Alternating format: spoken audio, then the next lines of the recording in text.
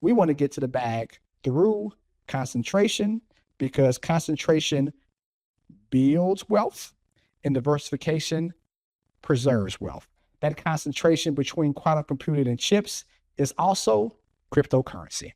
Now, yes, Mario, you're a financial advisor. Financial advisors don't talk about cryptocurrency because they cannot, because they have compliance departments, and compliance departments are slow like dinosaurs to things, right? Just right now, literally 2 months ago, Morgan Stanley finally said that their financial advisors can recommend 2% of a client's portfolio into cryptocurrency. 2%? That's crazy. Now, diversification is good. So I never recommend no more than 20% of anything, So I'm not saying go YOLO in cryptocurrency, but Bitcoin, the fastest growing asset class, is the asset class, not speculation anymore, right?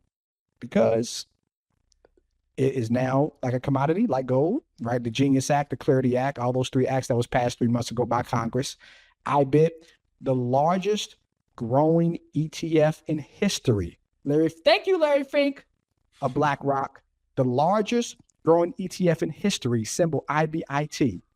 You think the largest money management company in the world, BlackRock, who owns 7% of all the wealth, they made a bet on Bitcoin? You think it's going anywhere? When we have a when states like Louisiana and Texas are doing a cryptocurrency reserve, when countries like China that 3 years ago didn't believe in it now is buying Bitcoin in droves, you think that's going down or going up? Now, yes, Bitcoin is like this. The stock might be like this up and down. Bitcoin is a lot more, Stretch Armstrong, just all over the place, right? But still, 5, 10, 15, 20 years from now, in my humble opinion, not a recommendation, but information, I believe the big 4, Bitcoin, Ethereum, XRP, and Solana is going to outperform the market dramatically. If Cathie Wood is correct, and she's been right with a lot of things. I know they give her flack because her stuff's been down, and she sold NVIDIA at an all-time high, crazy, whatever. But if Cathie Wood's correct, and Bitcoin hits $1 million a coin by 2030, you want to talk about growth. Let me ask you a question.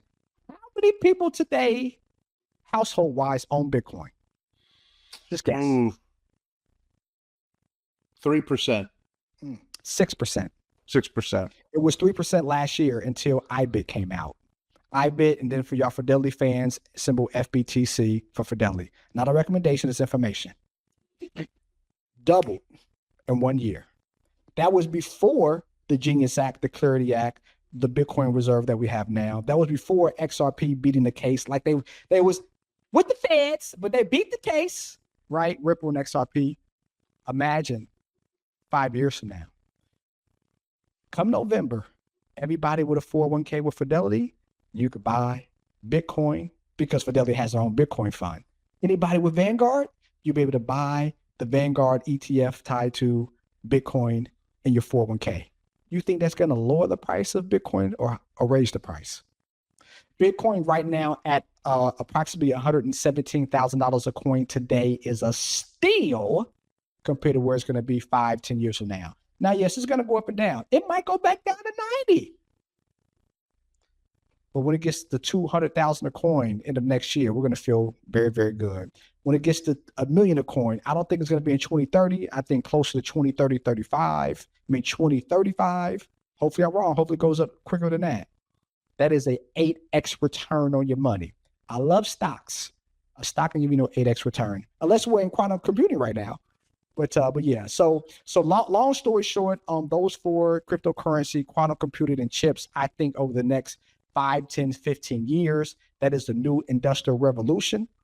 And I wish I was the Rockefellers and the Vanderbilts, right? In the Biltmore, drinking wine, having fun in the early 1800s when I started building railroads. You have that railroad opportunity. The question is, are you going to take advantage of it? Now, what's your thoughts on REITs?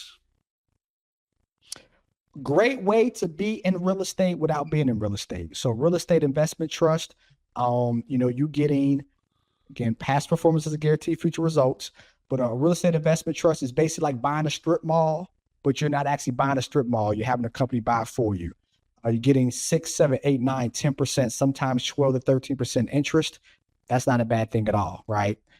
However, again, we go back to real estate. You don't get the tax write-offs buying a REIT like you do if it was real estate yourself. So yes, I might get a real estate investment trust when I have to do any of the work and I'm getting, let's say, 10% return on my money. Past performance doesn't guarantee future results. I'm saying hypothetically, right? That's good. If I dump $100,000 in it, I'm not getting $100,000 write-off. If I buy a property that's worth $300,000, I dump $100,000 in that, I'm getting all $300,000 of write-offs if I do a cost segregation study, right? Everything that has to be involved in the running of that house, I get the write-off. And now, since I have a business, my house, which is my home office, my electricity, I get to write off some of that bill. I can't run a business without electricity. My internet that I'm spending anyways, I get to write off some of that bill. I can't run a business without the internet, right? So I could do the Augusta rule where I have a board of directors and I have a meeting every 4 weeks saying about how great my rental property is. And I get more write-offs. So real estate investment trust for a person that wants to be hands-off, but be in real estate, great.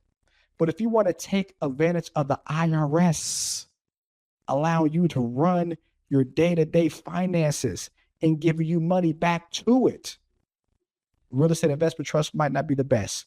Find your own real estate, hiring a property manager, just like you're hiring them, hiring a property manager, which is a tax write-off. So you don't got to do the day-to-day operations. That's what I would lean my clients towards, not a real estate investment trust. So I see also that you're kind of loosely associated with Dave Ramsey. And you do a little bit of the is it the snowball effect they call it with Dave Ramsey or something? What's your take with Dave and you know, the positions he takes on debt and all that other stuff? Yeah. So like you know, like in the Bible, like, you know, Saul turned to Paul in the road of Damascus. Like I had that 3 years ago. So nothing against Dave Ramsey. Dave Ramsey, I was a smart Vesta Pro. I was highlighted on his website for about 8 years. Got a lot of clients from Dave Ramsey and his teachings and seeing me on his website and then, you know, people using me. So nothing against Dave Ramsey. But definitely my thoughts about using debt is different today than where it was 3, 4, 5, 10 years ago. Yes, it's good debt and bad debt, but I am huge on people getting debt. So just from a debt standpoint, I tell everybody, every single thing that you do that was going out of your account from a debit card standpoint should be on a credit card. Because if I got money in the bank to have it taken out my debit card, still not be able to pay that off with my credit card, we set up all of our clients on a week-to-week basis, have your bill, your credit card bill automatically paid with the money at your account. So as I'm swiping, going pumping gas, I'm swiping. Going to get something to eat, I'm swiping. I tell everybody, do not put anything on a debit card. You're not getting points. You're not building your credit. Companies make money off of other people's money. That's called credit. That's called debt. So yeah, so nothing against Dave Ramsey, but like my thought process about debt, like for years, I always did stuff out of my, and luckily enough, I had a high credit score because I had a mortgage, had my business. I paid off my office, but still, you know, I had a mortgage on my business, mortgage on my house, you know, so I have over 800 credit score, right? Great. But from a debt standpoint, if I would have leveraged that, you know, a lot more assets in my name. So I tell people, love Dave Ramsey, but if you can afford to pay for something on your debit card, put on your credit card.